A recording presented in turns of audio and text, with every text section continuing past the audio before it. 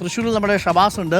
G form കൊടുത്ത് 200ഓളം ബസ്സുകളാണ് service അവസാനിപ്പിക്കാൻ ഒരുങ്ങുന്നത് തൃശ്ശൂരിൽ നിന്നുള്ളൊരു വിവരം വരുന്നു. അങ്ങനെ വന്നാൽ കുറേയധികം ഈ ഓരോ ബസ്സിലും 2 ജീവനക്കാരെങ്കിലും മിനിമം ഉണ്ടാവുമല്ലോ, ഡ്രൈവറും ക്ലീനറും. അങ്ങനെയാണെങ്കിൽ 400 പേരുടെ ജോലി സംബന്ധമായ കാര്യം കൂടിയാണ്. പിന്നെ ആ ബസ്സിന്റെ ഉടമയുടെ വരുമാനവും നഷ്ടമാവും. നമുക്കൊപ്പം ഷബാസ് ഉണ്ട്. ഷബാസ്, എന്താണ് തൃശ്ശൂരിലെ സ്വകാര്യ ബസ് ഉടമകൾ പറയുന്നത്? നഷ്ടമാണോ കഴിഞ്ഞ കുറച്ച് ദിവസങ്ങളിലായി?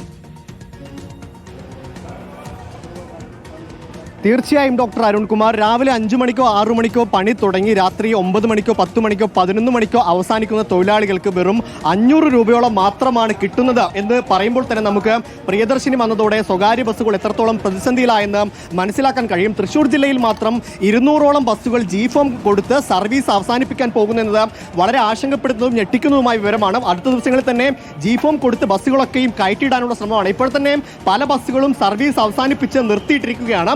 പല സർവീസുകളും ഇപ്പോൾ അവരെടുക്കുന്ന ട്രിപ്പുകൾ കുറച്ചിരിക്കുകയാണ്. ഏറ്റവും പ്രധാനമായും പാലക്കാട് ജില്ലയുടെ വിവിധ ഭാഗങ്ങളിലേക്ക് ഓടുന്ന ബസ്സുകൾ, ഒപ്പം തന്നെ ഗുരുവായൂർ എറണാകുളം റൂട്ടിൽ ഓടുന്ന ബസ്സുകൾ, അങ്ങനെ തുടങ്ങി വിവിധ ബസ്സുകൾ, ദീർഘദൂര യാത്രക്കാർ ആശ്രയിക്കുന്ന ബസ്സുകൾക്കാണ് കൂടുതലും ഈ പ്രതിസന്ധി ഉള്ളത്. അവരാണ് ഇപ്പോൾ ജി ഫോം കൊടുക്കാൻ ആദ്യം ഒരുങ്ങുന്നത്. വൈകാതെ തന്നെ മറ്റു ബസ്സുകളും ജി ഫോം കൊടുക്കുമെന്നാണ് ഉടമകൾ പറയുന്നത്. നമ്മളിപ്പോൾ നിൽക്കുന്നത് ഈ പാലക്കാട്ടേക്ക് പോകുന്ന ബസ്സാണ്. ഇത് സ്റ്റാർട്ട് ചെയ്ത് നിർത്തിയിരിക്കുകയാണ്. ഇത് ഉടനെ തന്നെ എടുക്കുമെന്നാണ് അറിയുന്നത്. നമുക്ക് ഡ്രൈവറോട് ചോദിച്ചു നോക്കാം. ചേട്ടാ, ഇത് എപ്പോൾ എടുക്കും?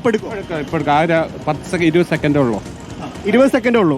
അരുൺകുമാർ, നമുക്ക് ഈ ബസ്സിലെ യാത്രക്കാരുടെ എണ്ണം ഒന്ന് എടുത്താൽ വിരലെണ്ണാവുന്ന യാത്രക്കാർ മാത്രമാണ്. അതിലൊരു ആൾ ബസ്സിന്റെ ജീവനക്കാരൻ തന്നെയാണ്. അങ്ങനെ നോക്കിക്കഴിഞ്ഞാൽ 1 2 3 4 5 6 യാത്രക്കാർ മാത്രമാണ് ആകെ ഈ ബസ്സിലുള്ളത്.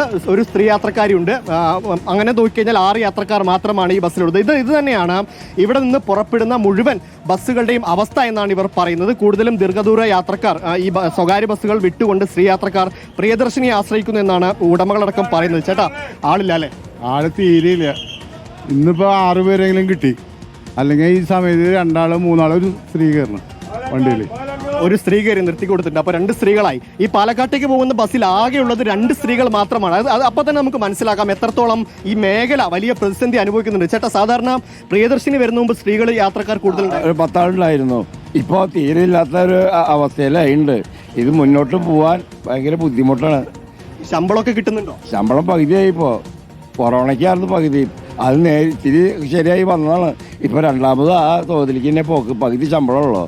അതാണ് എനിക്ക് പ്രധാനമായും ഈ തൊഴിലാളികളുടെ പ്രശ്നമാണ് എടുത്തു പറയേണ്ടത്. പകുതി ശമ്പളം മാത്രമാണ് ഇത്ര സമയം ആ പണിയെടുത്തിട്ടും ഇവർക്ക് കിട്ടുന്നത്. ഒരു 200 ബസ്സുകൾ സർവീസ് അവസാനിപ്പിക്കുന്നു എന്ന് പറഞ്ഞാൽ അതിനെ ആശ്രയിച്ചു കഴിയുന്ന 400ഓളം തൊഴിലാളികളും അവരുടെ കുടുംബവും അവരുടെ ദുരിതത്തിലാവും എന്നുള്ളതാണ് പ്രധാനപ്പെട്ട കാര്യം. ഇപ്പോൾ തന്നെ നമ്മൾ ആ കണ്ടക്ടർ പറഞ്ഞത് കേട്ടു.